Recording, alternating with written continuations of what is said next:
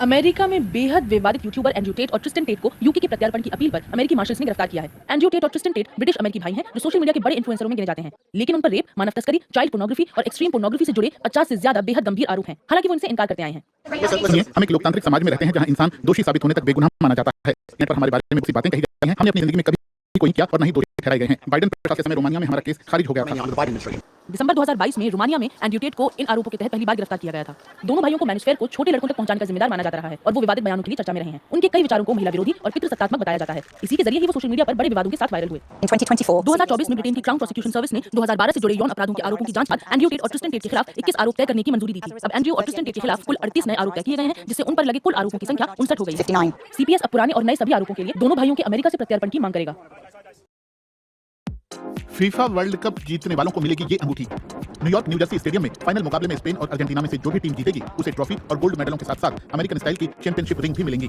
FIFA ने कहा है कि विजेता टीम को ऐसी 30 अंगूठियां दी जाएंगी। उत्तरी अमेरिका में होने वाले खेलों में चैंपियनशिप रिंग देने की लंबी परंपरा रही है। इनमें NFL, NBA, major league baseball और एनएचएल जैसे मुकाबले शामिल रहे हैं। लेकिन अब से पहले कभी फीफा के किसी कॉम्पिटिशन में चैंपियनशिप रिंग नहीं दी गई है, लेकिन इस बार ऐसा होगा। फीफा वर्ल्ड कप अमेरिका ने शनिवार को लगातार 8वीं रात ईरान को निशाना बनाया। अमेरिकी सेंट्रल कमांड के अनुसार इन हमलों में तटीय इलाकों में ईरानी सेना की निगरानी और एयर डिफेंस ठिकानों को निशाना बनाया गया। इससे पहले जॉर्डन में अमेरिकी ठिकानों पर ईरानी हमलों में 2 अमेरिकी सैनिक मारे गए, जबकि एक सैनिक अभी भी लापता है। इस पर अमेरिका के राष्ट्रपति डोनाल्ड ट्रंप ने कहा कि ये बहुत दुखद है, हमें ये देखना कतई पसंद नहीं, लेकिन ये हमारे देश के लिए है। द न्यूयॉर्क टाइम्स के मुताबिक पिछले 5 दिनों में ईरान ने जॉर्डन में अमेरिकी सैन्य ठिकानों पर 4 बड़े हमले किए हैं। ये दिखाता है कि ईरान के पास अब भी मिसाइलों का बड़ा जखीरा है। फरवरी के अंत से शुरू हुए इस युद्ध में अब तक 16 अमेरिकी सैनिक मारे जा चुके हैं और 400 से ज्यादा घायल हुए हैं, जबकि ईरान में अब तक 1200 से ज्यादा सैनिककर्मी मारे गए हैं। ये आंकड़े human rights activist in Iran संस्था ने दिए हैं। वहीं ईरान में फरवरी से इस युद्ध में मारे गए कुल लोगों की संख्या 3500 से ज्यादा बताई जाती है। अमेरिका ने वो उन्हें मेसी बुलाते थे। खुशी दिल्ली की झुग्गियों में बड़ी हुई। क्योंकि जब मैं छोटी थी तो मैं बाहर से कूड़ा बिनना, चोरी करना, गाली देना, ये सब मेरा हॉबी था। वो अपना ज्यादातर समय बाहर बिताती थी क्योंकि घर भी कोई सुरक्षित जगह नहीं थी। हमारे घर में बहुत ज्यादा डोमेस्टिक वायलेंस जैसे होता है, वैसे बहुत ज्यादा था। अचानक एक दिन एक फुटबॉल कोच की नजर उन पर पड़ी और उन्होंने खेलना शुरू किया। वो दिल्ली में अपनी लीग की बेस्ट खिलाड़ी बनी और नेशनल लेवल के टूर्नामेंट में दिल्ली के लिए खेली। आज 24 साल की खुशी उसी फुटबॉल एकेडमी में बच्चों को सिखाती हैं, जिसने उनकी जिंदगी बदल दी।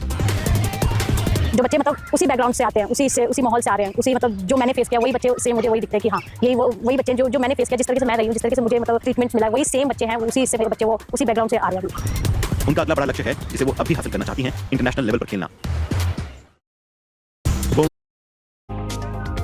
इस अखाड़े में इंसान नहीं रोबोट लड़ रहे हैं। इनाम है 14 करोड़ रुपए से भी ज्यादा और इस मुकाबले में इंसान जैसे दिखने वाले इन ह्यूमनॉइड रोबोट्स को डर भी नहीं होगा। ये है दुनिया की पहली रोबोट किक बॉक्सिंग फाइट। चीन के टेक्नोलॉजी हब शेंजन शहर में बीते गुरुवार को चीन, अमेरिका और सिंगापुर जैसे देशों की 200 से ज्यादा टीमों में से सिर्फ 32 टीमें ही इस मुकाबले तक पहुंच पाई हैं। विजेता टीम को 1 करोड़ 14 करोड़ रुपए से ज्यादा रकम मिलेगी। सभी टीमों ने एक जैसे इंजन AIT 800 रोबोट का इस्तेमाल किया और जजों ने